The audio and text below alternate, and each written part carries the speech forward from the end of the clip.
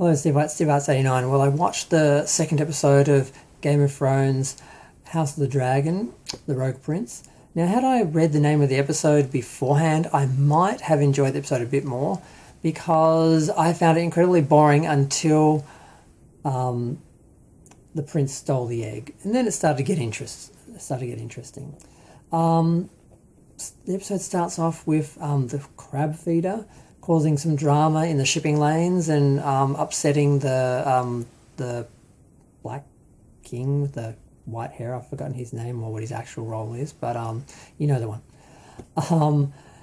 And yeah, the king is not in a happy place. It's been 6 months since his wife died and his child died. I actually didn't realise. I was so not engaged in the last episode. I didn't realise the child died. I knew they sacrificed the wife for the child. I just assumed the child would live. And I missed the fact that the prince toasted to his dead brother, the heir for a day, and that's why the king finally chose his daughter over his brother because of that disrespect. Not because she's actually the best choice, which is what he said, which is just a bunch of rubbish. And I'm like, okay, I totally missed that because I wasn't paying attention because I wasn't engaged. And this episode, like I said, it didn't engage me for the first part. I was like, oh, thank God, it's only 53 minutes. It will be over soon. I wanted to give the series a chance and watch the second episode because I didn't like the first season of Game of Thrones. It took me a whole season to get into it. And I did start to enjoy the third, fourth, fifth seasons. Hated the last season or so, though.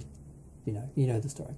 Okay, so the king is being pressured to marry because he has to create more heirs because apparently that's just his job. And I think it's also because everyone just knows he's just not a good king. He doesn't make the right choices. He's weak. He can't even sit on the throne without injuring himself and being wounded and having to soak his hand in maggots to try and heal himself. So the princess is still, they're not really accepting that she's actually the heir, as the Queen That Never Was points out. They would rather burn the kingdom than have you command it, have a woman actually be queen. It's not going to happen. I know they're bowing at the moment, but they're just being polite. And she's like, yeah, you're just bitter because you didn't get the job. I'm going to get it. So there was an interesting scene there. And then, of course, we had the scene where the king is informed that his brother has stolen a dragon egg to give to his wife to put in the cradle of his child because apparently she's going to have a child, but I don't think she's actually pregnant. I think he was just trying to bait his brother and get him to show up and force a confrontation. But of course, knowing that strategy is obvious as anything, the king's people go instead of staying with the king. So the king stays behind like, a coward. And the brother and the, I don't know what role he is. I don't know, the general or whatever his name is. He's basically like, yeah, we can see you're setting up a whole little kingdom here. You're going to stand down. And he's just like, yeah, okay, no. Fortunately for everyone, the princess flies in on her dragon like a boss bitch. And she's like, yeah, I'm sick of this bullshit. I'm in your way. You're either going to kill me or you're going to back off like a bitch. So he backs off like a bitch, gives her back the egg, and she smiles and gets on a dragon and goes on her way. It was a pretty good scene.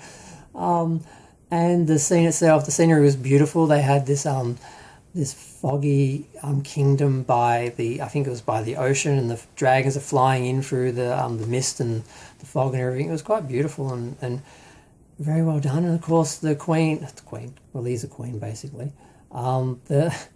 The king was not happy that she disobeyed him, but I mean, someone had to take charge and actually resolve the situation, which she did.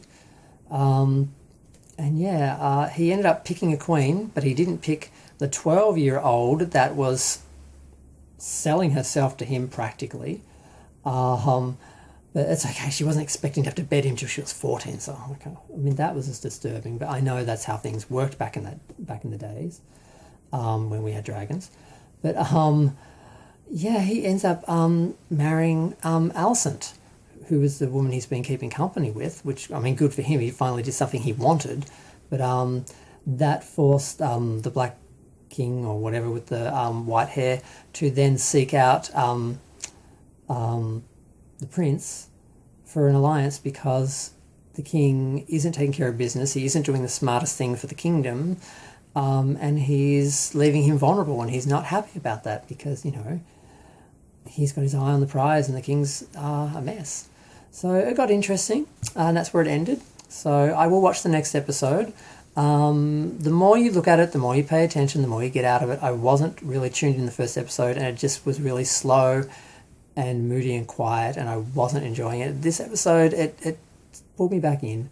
So I'm probably going to watch the rest of it because it's sucking me into the drama and the politics and the manoeuvring and so forth. But we'll see.